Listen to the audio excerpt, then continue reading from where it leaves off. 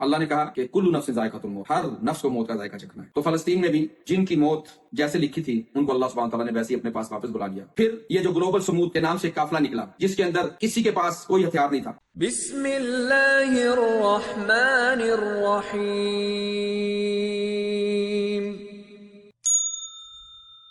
الحمدللہ رب العالمین، الصلاۃ والسلام علی رسول الامین والعاقبۃ للمتقین، اما بعد، فاعوذ باللہ السمیع العلیم من الشیطان الرجیم من ہمزہ ونفخہ ونفثہ، کل نفس ذائقۃ الموت، رب اشرح لی صدری ویسر لی امری واحلل عقدۃ من لسانی یفقہوا قولی۔ پیارے دوستو، بھائیو بہنوں، سب کو اسلامی طریقے سے خوش آمدید کہتا ہوں۔ السلام علیکم ورحمۃ اللہ وبرکاتہ۔ یہ قرآن کی آیت سورہ آل عمران آیت نمبر 85 کل نفس ذائقۃ الموت، ہر نفس نے موت کا ذائقہ چکھنا ہے۔ اس آیت سے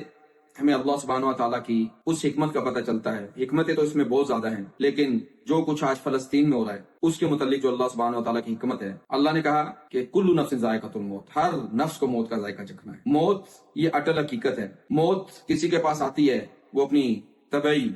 موت مرتا ہے، بیمار ہو کے مرتا ہے۔ بیماری، کئی لوگوں کو ایسی ایسی بیماریاں لگتی ہیں کہ بیچارے ایڑیاں رگڑ رگڑ کے مرتے ہیں۔ کسی کا ایکسیڈنٹ ہو جاتا ہے، کسی کو قتل کر دیا جاتا ہے، کسی کو شہادت کا رتبہ ملتا ہے۔ تو فلسطین میں بھی جن کی موت جیسے لکھی تھی ان کو اللہ سبحانہ تعالیٰ نے ویسے ہی اپنے پاس واپس بلا لیا۔ لیکن ان کے متعلق ہم یہ گمان کر سکتے ہیں کہ جس کا عقیدہ توحید تھا، ایک اللہ پر ایمان رکھتے تھے، تو اللہ سبحانہ تعالیٰ نے ان کو شہادت سے سرفراز کیا۔ ہر شخص کو موت آنی ہے، لیکن اس فلسطین کے تنازع سے ہمیں اس کے علاوہ جو ایک بات پتہ چلتی ہے کہ اللہ سبحانہ تعالیٰ نے جو یہود کو مغضوب علیہم کہا، ایک ایسی قوم جس کے اوپر غضب اللہ سبحانہ تعالیٰ کا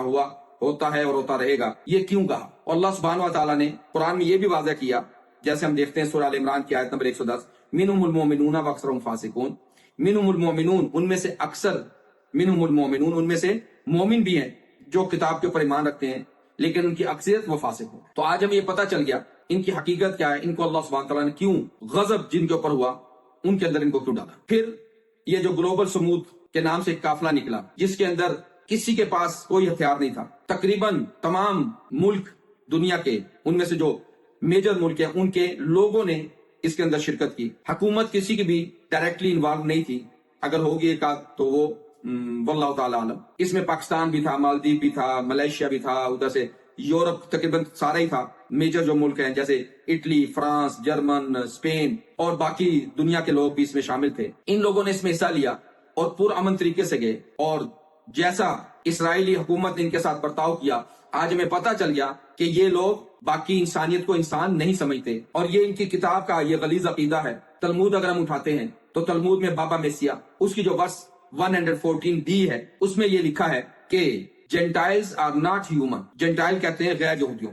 جتنے بھی غیر یہودی ہیں وہ ہیومنز نہیں ہیں، وہ انسان نہیں ہیں، وہ جانور ہیں۔ آگے یہ الفاظ ہیں، they are beasts، وہ جانور ہیں، اسی لیے ہمیں اس طرح سے ٹریٹ کرتے ہیں۔ اور ان کے اندر جس عقیدے کو پر یہ عمل کر رہے ہیں، جس عقیدے کو سامنے رکھ کے انہوں نے یورپین کچھ ممالک کو اپنا غلام بنایا ہوا ہے، اور وہ اپنی غلامی سے سر نہیں اٹھا رہے، اور امریکہ خاص طور پر جو ان کی غلامی میں جکڑا ہوا ہے، کیونکہ یہ بھی ان کا عقیدہ ہے۔ زوار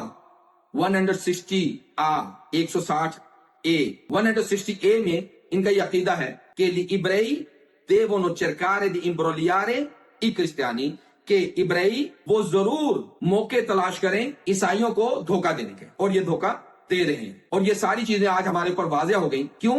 کیونکہ آنے والے وقت میں جو ان کے ساتھ ہونے والا ہے، تاکہ کوئی شخص یہ نہ کہے کہ ان کے ساتھ ظلم ہوا ہے۔ آج انہوں نے ایک شیلڈ بنائی ہوئی ہے کہ انہیں ہٹلر نے جرمن سے بے دخل کیا اور وہاں پہ ان کو موت کے گھاٹ اتارا۔ واللہ تعالی عالم، واللہ تعالی عالم۔ لیکن اگر ہم 1080 سے دیکھنا شروع کرتے ہیں 1933 تک، تو صرف ہٹلر نہیں، اس سے پہلے تمام یورپین ممالک سے ان کو دھکے دے کے نکالا گیا۔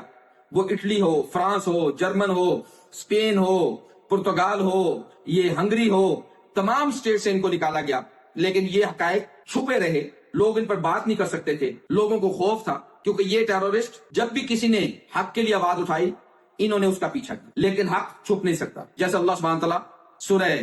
بنی اسرائیل آیت نمبر 81، وَقُلْ جَاءَ الْحَقُّ وَزَهَقَ الْبَاطِلُ، کہو کہ حق آ گیا اور باطل چلا گیا۔ حق آ چکا ہے۔ یہ وقتی طور پر جو ہمارے پر مصیبتیں آتی ہیں، یہ مصیبتیں کسی کے لیے جنت کا نام بن جاتی ہیں اور کسی کے لیے واقعی دنیا اور آخرت کی مصیبت بن جاتی ہے۔ جو کسی بھی ایسے عقیدے پر مرے جس میں وہ اللہ کے اوپر اعتماد نہ کرتا ہو، جس میں اللہ سبحانہ و تعالیٰ نے کہا سورہ حدید سورت نمبر 57 آیت نمبر 22 میں ما اصاب من مصیبت فی الارض ولا فی انفسکم الا فی کتاب،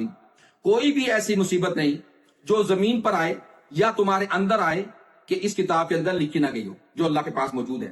فی کتاب من قبل، اس سے پہلے کہ ان نبرأہا، کہ اس کو اللہ سبحانہ تعالیٰ پریکٹس میں لے کر آئے، یہ پہلے سے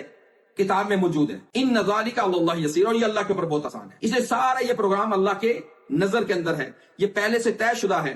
لیکن چونکہ اللہ سبحانہ تعالیٰ اپنے علم کے دار و مدار پر کسی کو جزا سزا نہیں دیتے، اب یہ واضح ہو جائے گا کہ یہ یہودی زیونسٹ، ان کا ظلم، جب ان کو اس کے ظلم کی سزا اس دنیا میں ملے گی تو کوئی بھی زبان نہیں کھول سکے گا، کیونکہ اس سے پہلے بھی ان کو سزا ملتی رہی، انہوں نے پیسے کے بلبوتے کے اوپر لوگوں کی زبانیں بند کی، پیسے کے بلبوتے پر انہوں نے لوگوں کی زبانیں بند کی، آخرت میں تو کوئی بول نہیں سکے گا، لیکن دنیا میں بھی اللہ سبحانہ تعالیٰ ان کو سزا دیں گے، انہوں نے جب بھی کیا اللہ سبحانہ تعالیٰ نے ان کے ساتھ وہی ریپیٹ کیا، اور اس کا ذکر ہمیں بنی اسرائیل سورہ بنی اسرائیل کی پہلی 9 آیتیں پڑھ لیں تو اس میں آپ کو پتہ چل جائے گا، تم عدنا، اگر تم کرو گے تو پھر ہم بھی ایسے ہی کریں گے، اور یہ ایسا ہی ہوگا ان کے ساتھ، ایسے ہی ہوگا ان کے ساتھ۔ باقی رہ گئی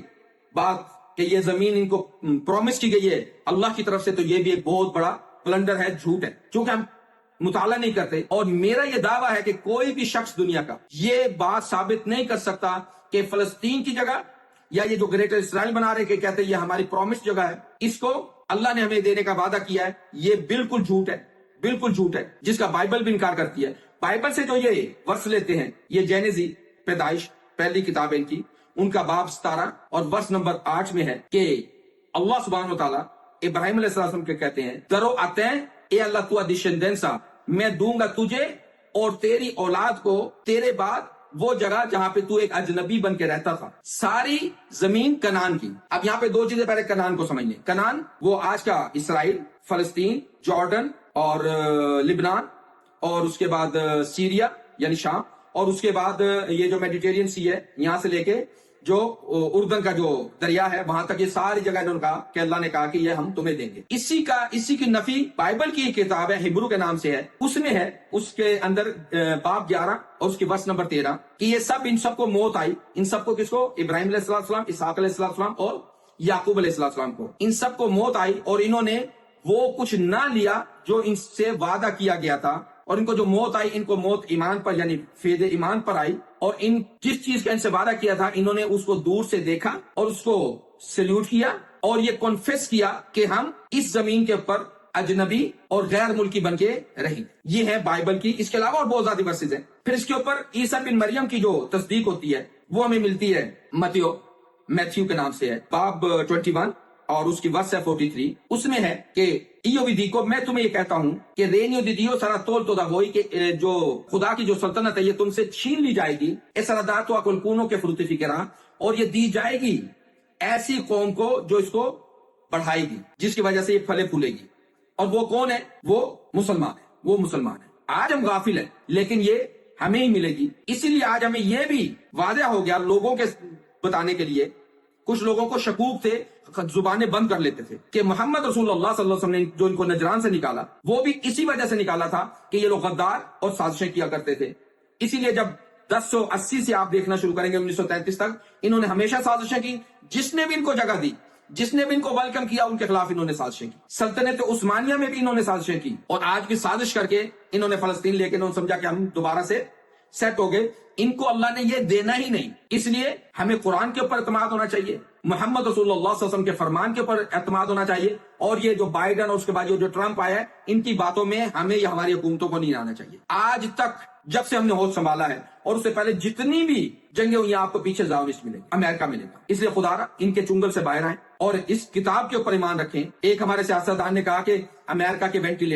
وینٹیلیٹر ہمیں جو دیا وہ اللہ سبحانہ تعالیٰ نے دیا ہوا ہے۔ جس دن اللہ نے اپنا وینٹیلیٹر بند کر دیا اس دن تمہارے پاس کوئی بات نہیں ہوگی، نہ ہی تمہارے پاس کوئی ایکسکیوز ہوگی کہ اللہ کے سامنے پریزنٹ کر سکے۔ اس لیے دعا کرو کہ جب تک اللہ سبحانہ و تعالیٰ کا دیا ہوا وینٹیلیٹر ہمیں لگا ہوا ہے ہم اللہ کی اطاعت کریں، نہ کہ امریکہ کی اطاعت کریں۔ اس لیے اللہ سے دعا کرتے ہیں کہ اللہ سبحانہ و تعالیٰ ہمارے دل کو قرآن اور حدیث سے منور کر دے، اور اللہ سبحانہ و تعالیٰ ہمیں صرف اللہ کا غلام بنائے، باقی کسی کا غلام نہ بنائے۔ اس دعا کے ساتھ ربنا لا تزغ قلوبنا بعد إذ هديتنا وهب لنا من لدنك رحمة إنك أنت الوهاب۔ أقول قولي هذا واستغفر لي ولكم۔